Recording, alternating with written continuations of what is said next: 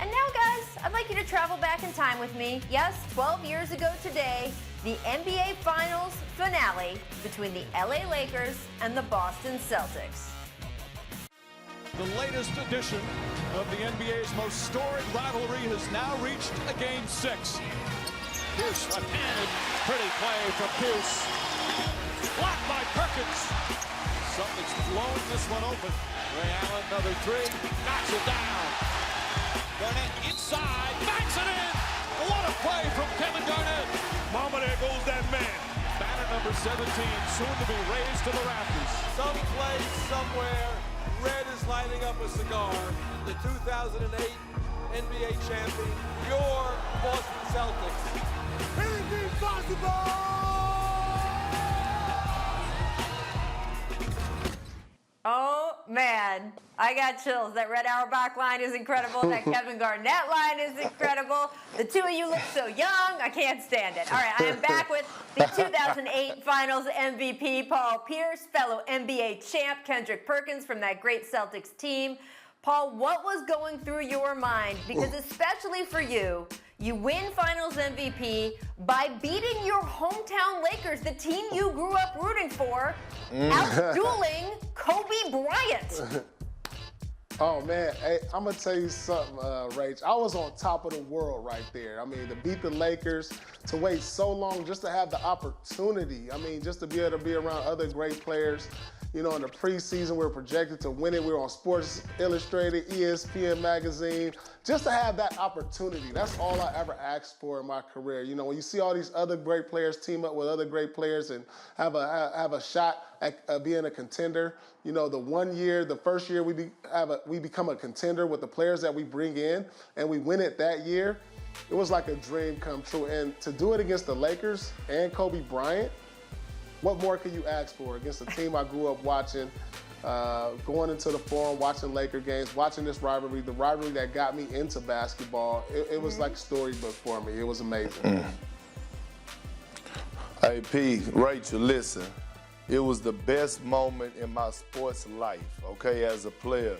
When I think about what we went through, I think about, you know, all the Game 7s we had to overcome, and just the one thing that sticks out is the parade. Oh my God. The parade. I've never seen anything like it. Hey, listen, Rachel, on the duck boat tour, on the duck boat, millions of people on top of buildings, on top of stoplights. I'm drinking Miller Lights and smoking cigars. Hey, Rachel, I took my whole playoff check and went bought me a Bentley. I was on top of the world. You couldn't tell me I wasn't. You couldn't tell me I wasn't the best center in the league at that time, and nobody could tell me nothing. That was a summer in the off season I would never forget in my life. I love it, Perk. Well, we all know how tight most of you guys still are to this day. The two of you talk all the time. Paul, you and Kevin Garnett send your kids to school together. The exception, of course, is Ray Allen. Perk, you told Sirius NBA Radio that the beginning of the beef between Ray and Rajon Rondo stemmed from a rumor about after you guys had already chipped up, the Celtics were going to pursue a trade for CP3. Can you tell us the story and how that rumor about Chris Paul soured Doe's relationship with Ray? Well, yeah, I mean, listen, Rachel, at the time Chris Paul was on the trading block. He had wanted out of New Orleans, and of course, the caliber player, he was an MVP type player. You have to entertain it. But us as a whole in the family, our starting five that never lost the playoff series when healthy, we figured, hey, we got more than enough. We know each other's tendencies. But Ray was one of the people that entertained it. And it got back to Rondo. And the way our locker room was set up, if we had a problem with one another, we hashed it out. So we made them talk it out. But I think since that situation in particular, Ray and Rondo never really seen eye to eye after that. Well, we know that there's Chris Paul and Ray Rondo beef, Rajon Rondo beef. There's no doubt about that. I mean, Paul, knowing what you know now, would you have supported a Chris Paul for Rondo trade in the moment, or would you have ridden with Rondo no matter what? No, we had already won a championship with Rondo, and he had tremendous upside. He was only getting better.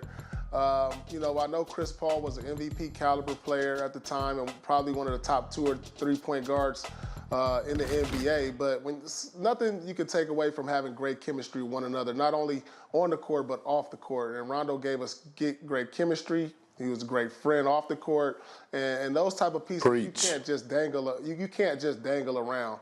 And I think a lot of it stemmed. Perk said it was from a trade rumor with Chris Paul. There was times I remember when Ray would go to Doc and thought, Rondo was isolating him out of the offense, like right. passed to him. And I think, once that got back to Rondo, instead of kind of going directly to Rondo, like Perk said, on some of the issues he had with him, it gave him sort of a wedge. And then from that point, they just started, growing farther and farther apart. And, in some ways it hurt our team because we had such great chemistry. And, you hate to see those type of things happen, especially when you could just talk eye to eye and man to man.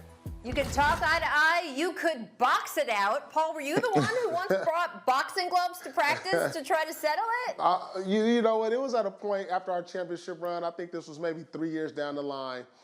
And I remember I brought some gloves, and I said, "You guys got to hash it out with whoever." You remember that, P? I got the gloves, and I went up against Patrick O'Brien. Tony Allen went against Big Baby, and Rondo went against Ray. And I'll tell you one thing: the punches they were throwing at each other weren't friendly. Hey, we had to break it up. Hey, Rachel, that's how we did it. We talked it out or we boxed it out. That's what it was. Thanks for watching ESPN on YouTube. For live streaming sports and premium content, subscribe to ESPN+.